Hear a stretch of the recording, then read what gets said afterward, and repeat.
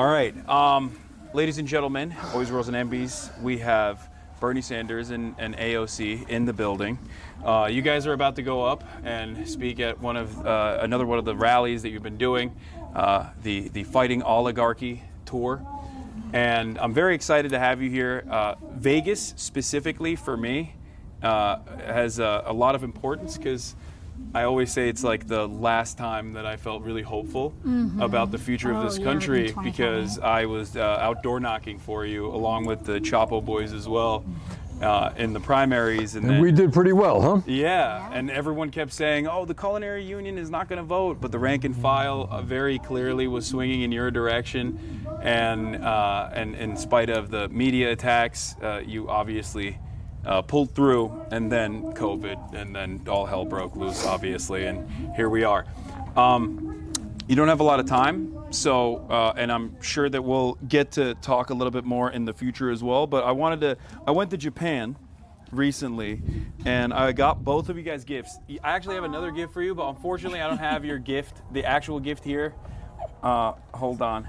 This one's for you. This is a Palestinian movement in Japan. Thank you. Solidarity with Palestine, and this is a little train for public transit. Right. I have a Japanese Communist Party pin for you as well, but unfortunately, because I went over there and I checked out their headquarters. But what are you guys trying to accomplish with these rallies? Let's get started. I mean, I think that the kind of moment that we're in, and also something that Trump was able to exploit, was really practicing, even though he doesn't believe in working class politics, they had a very focused working class strategy. And I think for a while, like, Democratic Party clearly wasn't effective at that, wasn't successful at that.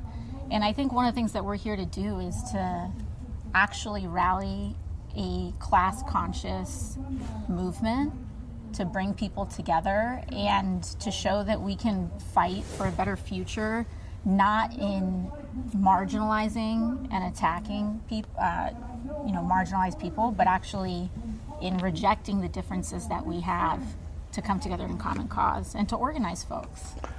Well, I agree. To me, this country faces the worst set of crises that we have faced in a very, very, very long time.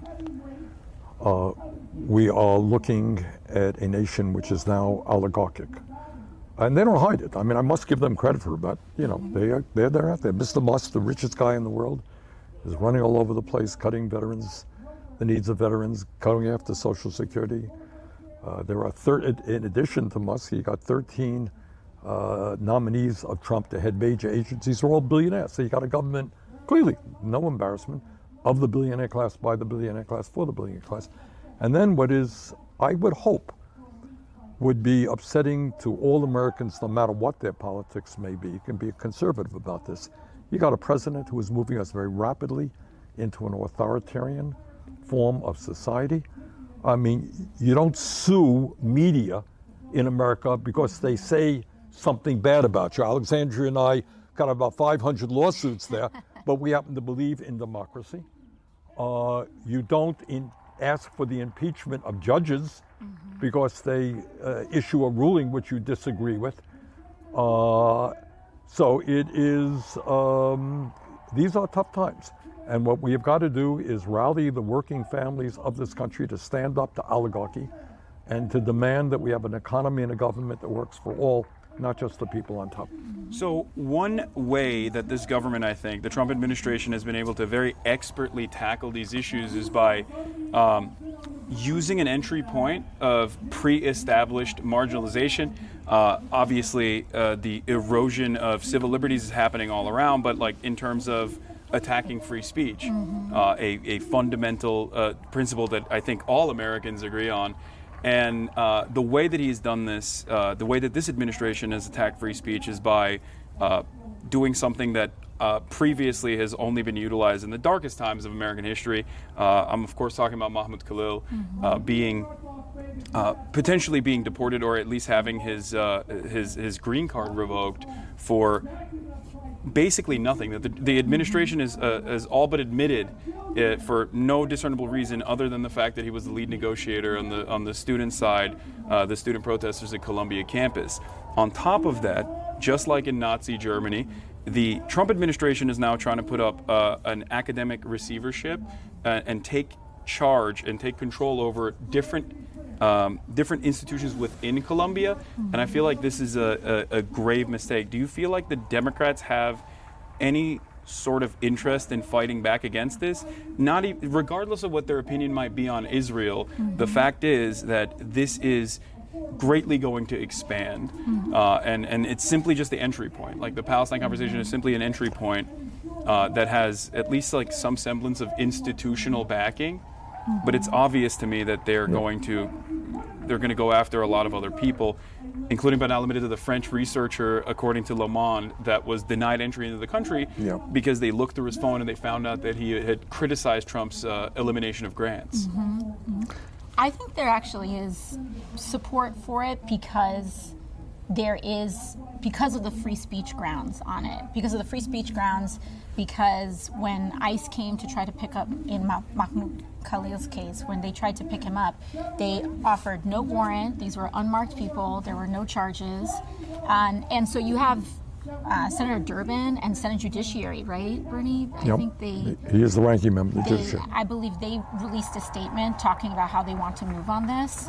But I also think that it goes without saying that there is still profound money and interest that remains dedicated on both sides of the aisle in trying to marginalize and also conflate criticism of Israel as anti-Semitism. Right. And we have to be very aware of that too. We have very limited time, and you guys have to. Do I need to? Sorry. You got no time. I'm going Okay. up. It's my cue. All right. Just Sorry, a minute I'm or going up on two. stage. All right, perfect. Sorry. One question I actually wanted to ask you before we let you go is, you've also talked about, you've talked recently with the New York Times about what the future of the Democratic Party looks like and what maybe young enterprising individuals must do. And I believe I'm paraphrasing here, you said something along the lines of like running as an independent rather than utilizing the party for infrastructure. me, that's not a very radical concept because I am the longest serving independent in American congressional history, and I've always run as an independent. Look, I think the Democrats over the years deserve credit for the work they've done on women's rights, on gay rights, on civil rights in general, fighting bigotry. They deserve credit, and they've made progress. But I don't think anybody with a straight face can tell you that they've stood up for the working class of this country. And I think that's why so many working class people have drifted into the Republican Party, not because they believe in tax breaks for billionaires or they don't believe that climate change is real. It's they look at the Democrats and there's not much there. So what my view is people should think about running as they want. Progressive independents should run as progressive Democrats. But don't necessarily feel that you have to run within the Democratic Party. And I think as you may recall, in Nebraska, a fellow named Dan Osborne ran a really, really powerful campaign as an independent, running as a very proud trade unionist, running on economic issues, and he did extremely well, much better than anyone had anticipated. So that was my point, and I think it makes sense. Do you feel like there's any sort of momentum to break through the duopoly in this structure as someone who has run as an independent? It is. A long career? It's a long discussion. If you're asking me, do I think we could start a third party tomorrow? I don't, for a lot of reasons, having to do with restrictions in various states making it almost impossible. But I think what you're seeing is massive discontent with both the Republican Party and the Democratic Party. More and more people are looking for, I think, independent alternatives. Yeah. Oh, you? Yeah. Okay. All right. Well, all right. Listen, great to see you. We'll hopefully do this again very soon. Okay. Take care. All right. We'll go over to the rally now. We got to get your mic off. Thank you so much. Perfect. Okay. We good? All right. Okay. Hold on. Chatters, that was Bernie Sanders and AOC. There was obviously a lot more